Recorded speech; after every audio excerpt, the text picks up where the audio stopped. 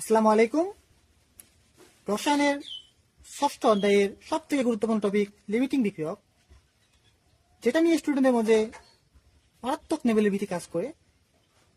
তো আজকের এই ভিডিওতে আমরা লিমিটিং বিক্রিয়ক ও লিমিটিং বিক্রিয়ক সংক্রান্ত সকল গাণিতিক সমস্যা সমাধানের টাইপ ভিত্তিক আলোচনা করব। আশা করি এই ভিডিওর পর আপনাদের লিমিটিং বিক্রিয়ক নিয়ে আর কোনো সমস্যা থাকবে না। তো মোবাইলের স্ক্রিনে দেখা যাইতেছে লিমিটিং বিক্রিয়ক কি, মানে লিমিটিং বিক্রিয়ক বলতে কি বোঝায় তার একটা মূল কথা লেখা আছে। এখানে লেখা আছে রাসায়নিক বিক্রিয়ায় যে বিক্রিয়ক আগে শেষ হয়ে যায় তাই লিমিটিং বিক্রিয়ক। মূল কথা হলো, মনে করেন আপনার কাছে 100 টাকা আছে এবং আপনার বন্ধুর কাছে 100 টাকা আছে। দুইজন মেলায় গেলেন, মেলায় গিয়ে 1 ঘন্টার মধ্যে আপনি 50 টাকা খরচ করলেন। আপনার কাছে ছিল 50, এখন আছে 50, আর আপনার বন্ধু 100 টাকা খরচ করলো, এখন ওর কাছে আছে কত টাকা? 0 টাকা। তো এখন আপনারা দুইজন যদি কোনো কিছু কিনতে চান, ওই কি কোনো পার্টিসিপেট করতে পারবে? যেহেতু ওই পার্টিসিপেট করতে পারবে না, আপনি কিন্তু ওর সাথে আর কাজ করবেন না। বিষয়টা হয়েছে এরকম। বাস্তবিক ক্ষেত্রে হয়তো ভিন্ন হতে পারে, তবে ম্যাথের ক্ষেত্রে বোঝার জন্য আপনি ধরে নিতে পারেন যেহেতু ওর কাছে কিছু নেই, সুতরাং ওর সাথে আমরা কোনো বিক্রিয়া বা কোলাবোরেশন করব না। তো রাসায়নিক বিক্রিয়ার লিমিটিং বিক্রিয়কটা মূলত এরকমই। এখানে যদি একটা বিক্রিয়ক আগে শেষ হয়ে যায়, তারপরে আর বিক্রিয়াটা চলে না, তখন বিক্রিয়াটা কি হয়? অফ হয়ে যায়। আর বিক্রিয়াটি যদি অফ হয়ে যায়, যে বিক্রিয়কটা শেষ হওয়ার কারণে বিক্রিয়াটি অফ হয়ে গেল, সেটাই হলো লিমিটিং বিক্রিয়ক। সব থেকে গুরুত্বপূর্ণ কথা, লিমিটিং বিক্রিয়ক কনসেপ্ট তখনই ব্যবহার করা হবে যখন আমাদের দুইটা বিক্রিয়ক যে থাকবে, ওই দুইটা বিক্রিয়কের পরিমাণ, তার মানে কি ডাব্লিউ দেওয়া থাকবে। ডাব্লিউ যদি দেওয়া না থাকে, তাহলে আমাদের ওই ম্যাথে লিমিটিং বিক্রিয়ক কনসেপ্ট ইউজ করা যাবে না। তো লিমিটিং বিক্রিয়ক বের করতে হলে আমাদের কিছু ধাপ অনুসরণ করতে হবে। তো 1 নম্বর ধাপ দেখা যাইতেছে, এখানে লেখা আছে সমতাকরণ করতে হবে। তার মানে যে বিক্রিয়াটা দেওয়া থাকবে সমতাকরণ করতে হবে। সমতাকরণ না করে বিক্রিয়াটা যদি আপনারা করেন, তাহলে অঙ্কটি সম্পূর্ণরূপে ভুল হবে। 2 নম্বর ধাপ, আমরা মূল সংখ্যা বের করব। আর মূল সংখ্যা বের করার জন্য আমরা যে প্রয়োজনীয় সূত্রগুলো আছে এগুলা ইউজ করব। এখানে n = w/m, w হলো গ্রাম এককে ভর আর m হলো আণবিক ভর। এখানে n = হলো অণুর সংখ্যা আর n অ্যাভোগাড্রো সংখ্যা, b হলো এখানে আয়তন আর b এসটিভিতে আয়তন 5.4 লিটার। আর এখানে দেওয়া আছে s হলো মোলারিটি, গ্রাম এককে ভর ইন্টু 1000 আণবিক ভর, আর আয়তনটা হলো মিলিলিটার এককে। তো এই সূত্রগুলো ইউজ করে আমরা ডাব্লিউ পরিমাণ আগে ফার্স্টে বের করে নেব। প্রত্যেকটা অঙ্কে আমরা ফার্স্টে দুইটা বিক্রিয়কের ডাব্লিউর পরিমাণ বের করে নেব। এই দুটো ডাব্লিউ পরিমাণ যদি বের করা না যায়, তাহলে লিমিটিং বিক্রিয়ক কনসেপ্ট ইউজ হবে না।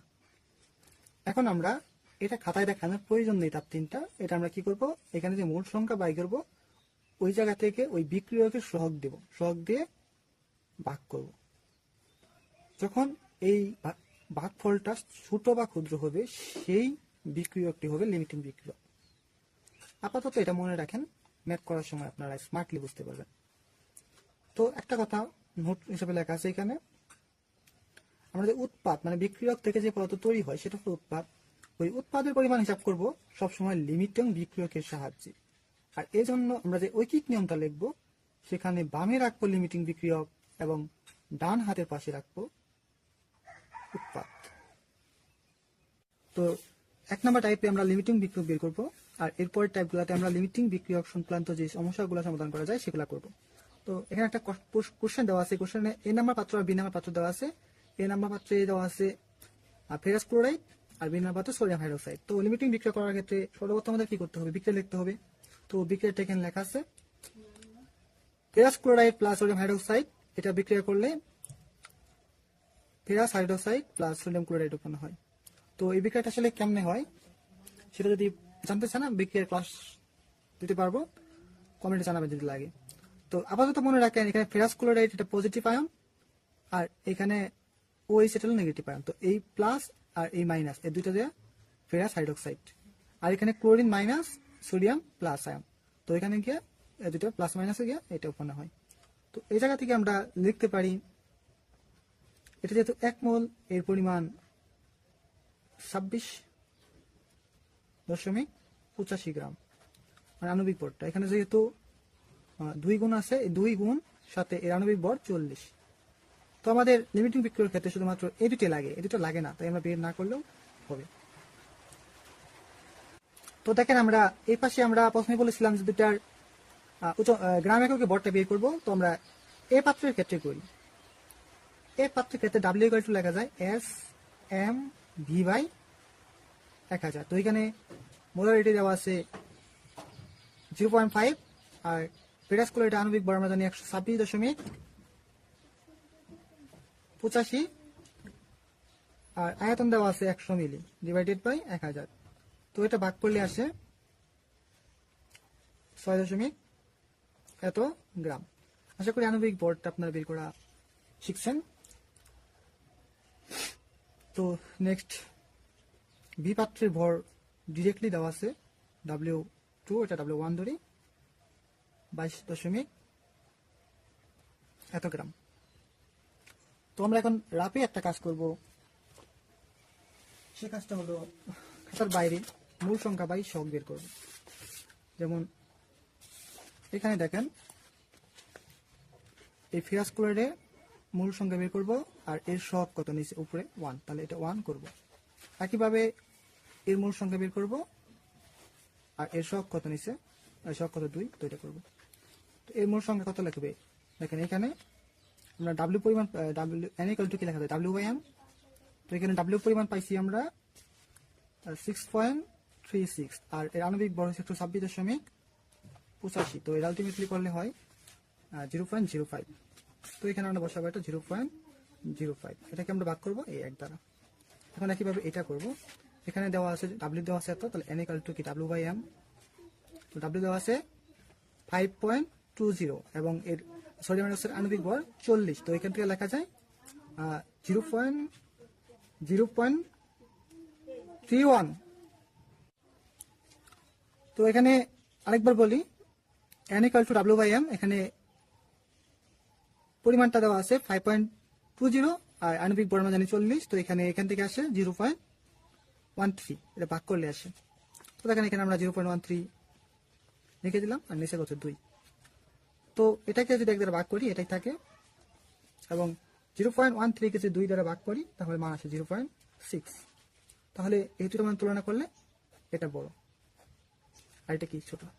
আমরা বলছিলাম মূল সংখ্যা বাই শক, যার ছোট তাই লিমিটিং বিক্রিয়ক। তো উই আর সিলেক্টেড, আমরা সিলেক্টেড করলাম যে এটাই লিমিটিং বিক্রিয়ক। তো এখন আমরা লিমিটিং বিক্রিয়কটা চিহ্নিত করলাম। এখন আমরা লিখবো লিমিটিং বিক্রিয়ক ডান সাইডে রাখবো। আর আমরা প্রথম লাইন, এখানে যে প্রথম লাইন লিখবো এই জায়গায় ঐকিক নিয়মের প্রথম লাইনটা সবসময় এই জায়গা থেকে লিখবো। তোকে লিখি লিমিটিং বিক্রিয়কটা, তাহলে এটা বামে রাখবো। এত গ্রাম ফেরাস ক্লোরাইড বিক্রিয়া করে 80 গ্রাম, দেখেন 2 গুণন এত 40 মানে 80 গ্রাম, 80 গ্রাম সোডিয়াম হাইড্রোক্সাইডের সাথে। তো 1 গ্রাম করে কত আপনারা জানেন, ঐকিক নিয়মে 1 পারলে মানে কমাইলে পরে ভাগ হয় 26.85 গ্রাম। অতএব এখন এর পরিমাণ প্রকৃত পরিমাণ কত ছিল, এর প্রকৃত পরিমাণ ছিল বিক্রিয়ার মানে অ্যাড করা হয়েছিল 6.34। তো এত গ্রাম ক্লোরাইড বিক্রিয়া করে, এখন একে থেকে এখানে কি বাড়ছে, এখন আমরা জানি বৃদ্ধি পেলে সাধারণত গুণ হয়, তো এখানে গুণ করলাম 26 এত। তো ক্যালকুলেশন করলে আসে 4 গ্রাম সোডিয়াম হাইড্রোক্সাইড। তাহলে দেখেন এই ফেরাস ক্লোরাইডটাও মাত্র 4 গ্রাম সোডিয়াম হাইড্রোক্সাইড বিক্রি করতে পারছি, কিন্তু বিক্রিয়া পাত্রে ছিল কত এত। তার মানে কি অবশিষ্ট থাকবে না, এটা তো অনেকগুলো আর আছে, মাত্র 4 গ্রাম ইউজ হয়েছে, আর বাকি যত আছে তো লেখা যায় কি অবশিষ্ট। অতএব অবশিষ্ট sodium hydroxide 5.2 minus 4 equal to 1.2 এত গ্রাম। দেখবেন যেহেতু বিক্রিয়াটিতে এই 1.20 গ্রাম সোডিয়াম হাইড্রোক্সাইড অবশিষ্ট থাকে, তাই ফেরাস ক্লোরাইড সম্পূর্ণরূপে বিক্রিয়া করে শেষ হয়ে যায়। আর আমরা জানি কোন রাসায়নিক বিক্রিয়ায় যে বিক্রিয়ক বিক্রিয়া করে আগে শেষ হয়ে যায় সেটাই হলো লিমিটিং বিক্রিয়ক। সুতরাং এখানে ফেরাস ক্লোরাইড হলো লিমিটিং বিক্রিয়ক। আশা করি আপনারা এই অঙ্কটা বুঝতে পারছেন। তো প্রতিটা ম্যাথ এইভাবে সলভ করবেন। আমি আরেকবার রিভিউ করে দিই। তো লিমিটিং বিক্রিয়ক বের করার ক্ষেত্রে সর্বপ্রথম আমাদের যে দুটো পাত্র দেওয়া থাকতে আমরা বর বের করে ফেলবো। বর বের করে মূল সংখ্যা বাই সহগ করব। মূল সংখ্যা বাই সহগটা করবো কোথায়? রাফে। এরপরে আমরা যেটা মূল সংখ্যা বাই সহগ যেটা ছোট থাকবে সেটা এখানে বামে রাখবো, আর অন্য বিক্রিয়কটা রাখবো ডানে। এবং আমরা এই রৈখিক নিয়মের ফার্স্ট লাইনটা লিখবো এই জায়গা থেকে, এই যেখান থেকে আমরা কাজটা করবো এইখান থেকে। তারপর আমরা একের সাথে নিব। তারপর আমরা এইখানে পরিমাণ যেটা এই রিয়েল পরিমাণ যেটা অ্যাড করা হয়েছে সেটা এখানে লিখবো। এখানে লিখে দেখবো যে কত গ্রাম লাগে। তো এখান থেকে এই পাশে যে থাকবে সেই অবশ্যই অবশিষ্ট থাকবে। যদি এইভাবে করেন তাহলে অবশিষ্ট সোডিয়াম হাইড্রোক্সাইড থাকবে এত গ্রাম। তো যেহেতু এটা অবশিষ্ট আসছে তার মানে কি এটা লিমিটিং বিক্রিয়ক। তো এইভাবে সলভ করলেই হয়ে যাবে। লিমিটিং বিক্রিয়ক পাওয়ার জন্য আমাদের এই ক্যালকুলেশনটুকু শিখতে হবে। তো ফেরাস ক্লোরাইড, এখানে ফেরাস ক্লোরাইডের আণবিক ভর কত? দেখেন ফেরাস ক্লোরাইড, ফেরাসের আণবিক ভর হলো 55.85 আর ক্লোরিন হলো 35.5। এখানে এই সংখ্যাটা গুণ হবে। তো এটা যোগ করলে আলটিমেটলি আসে 126.85। তো এর আণবিক ভর 126.85 গ্রাম। তো সোডিয়াম অক্সিজেন হাইড্রোজেন এটা আণবিক ভর হয় 40। আশা করি এগুলো পারেন আপনারা। তো এর সাথে 2 গুণ করে দেব এই গ্রাম। আর এটা আণবিক ভর বের করলে হয় ফেরাসের 55.85, অক্সিজেনের 32 গুণন 2 আর হাইড্রোজেনের 2 গুণন 1। তো এটা আসে। তো ফেরাস হাইড্রোক্সাইড এর আণবিক ভর বের করবো আমরা এইভাবে। এখানে ফেরাসের জন্য 55.85 আণবিক ভর, আর অক্সিজেন যেহেতু 2টা এর জন্য এটা 16 ইন্টু সংখ্যা 2, আর হাইড্রোজেন একটা 2 ইন্টু 2টা হাইড্রোজেন সংখ্যা, আণবিক ভর হলো 1। তো এগুলো যোগ করলে 79.85 হয়। তো এখানে লেখা যায় 79.85। তো সোডিয়াম ক্লোরাইডের আমরা জানি 58, এই 58 সাথে 2 গুণন হবে, এগুলা গ্রাম। তো আপনারা এগুলা আশা করি গুণ করে পরের রেজাল্টটা বের করতে পারবেন। তো এটা কিভাবে আসলো আমরা দেখি। আমরা জানি n = W/m। তো এখান থেকে W = কি n × m। তো আমরা এখানে এই সূত্রটাই ইউজ করে আমরা W পরিমাণটা বের করছি। তো আবার এখানে লেখা যায় এখানে 1 × অ্যাভোগাড্রো সংখ্যক অণু। এখানে 2 না, তাহলে 2 × অ্যাভোগাড্রো সংখ্যক অণু। এখানে ওই 1 × অ্যাভোগাড্রো সংখ্যক অণু, অণুকে আমরা এনে লিখে দিলাম। এখানে 2 × অ্যাভোগাড্রো সংখ্যক অণু, এখানে আমরা এনে লিখে দিলাম। তো এটা কেমনে আসলো? আমরা জানি n = n/na। তো অনুসংখ্যান বের করার সময় কি হয়? n × na। তো আমরা এখানে এই সূত্রটা ইউজ করছি। তো আরেকটা আছে সেটা হলো n = v/5.4 লিটার। STP-তে এটা হবে লিটার। তো এটা হবে এখানে 1, যেহেতু 1। তো দেখেন এখানে আয়তনটা কত হয়? v = কত হয়? n × 5.4 litre. তো এখানে হবে এত n × 5.4। এখানে হবে 2 × 5.4, 1 × আর 2 × 5.4। তো আমরা এইগুলা নিয়ে ওই ঐকিক নিয়মের ফার্স্ট লাইনে আমরা এগুলা ইউজ করব। ইউজ করে আমরা প্রয়োজনীয় কাজ করব। তো লিমিটিং বিক্রিয়ক যদি আমরা পারতে চাই তো আমাদের এই সূত্র দুটো জানা থাকা লাগবে। মানে মূল সংখ্যা = গ্রাম এককে ভর বাই আণবিক ভর, আয়তন বা 22.4 লিটার, এটা STP-তে n/na, n অনুসংখ্যা আর na হলো অ্যাভোগাড্রো সংখ্যা 6.023 × 10⁻23 আর bl আয়তন × s মোলারিটি। আর এখানে w = s m v millilitre, মানে b হলো মিলিলিটার, s হলো মোলারিটি, আণবিক ভর আর আয়তন মিলিলিটার মাস মনে রাখতে হবে। আর এখানে হলো 1000। তো এই দুটো সূত্র দিয়ে আমরা একটা ম্যাথ সলভ দেখি। তো দেখেন এখানে STP-তে একটি পাত্রে 5 লিটার কার্বন ডাইঅক্সাইড গ্যাস আছে। ওই পাত্রে থাকে গ্যাসের ভর কত? তাহলে আমাদের জানতে হবে ভর W। তো এখানে দেওয়া আছে V মানে আয়তন 5 লিটার, আর আমরা কার্বন ডাইঅক্সাইডের আণবিক ভর 44। তো এখান থেকে আমরা যেহেতু এটা সমান এটা তার মানে যে কোনো দুটো দিয়ে আমরা কাজ করতে পারি। তো এখানে আমরা এটা আর এটা নিলাম। এখান থেকে আমরা n/m × bl/5.4 লিটার। তো এখান থেকে m এই পাশে ভাগাকার আছে, এই পাশে গুণ হবে। তো এখান থেকে আমরা ডাব্লিউ ইকুয়াল টু এটা পাই। তো এখানে আমরা মান এই 5 মানটা বসাই, হ্যাঁ আসলে আলটিমেটলি এটা আনসার পাই। তো এখান থেকে আমরা এইভাবেই ভর বের করতে পারি। তো একটা সিলিন্ডারে এতটি অক্সিজেন অণু আছে, সিলিন্ডারে অক্সিজেনের ভর কত, তো আবার কিভাবে ভর। তো আমরা এটা আর এটা যেহেতু অনুসংখ্যা দেওয়া আছে, তার মানে আমরা এটা সিলেক্ট করবো, আর যেহেতু বড় চাইছে আমরা এটা সিলেক্ট করবো। তো সেই সময় এটা দেখলাম, পরে এখান থেকে আমরা ডাব্লিউ এম টু এর পাশে যখন হলো, তো এইভাবে এটা আসলো। আশা করি বুঝতে পারছেন। তো 2 নম্বর সূত্র দিয়ে আমরা একটা ম্যাথ দেখি।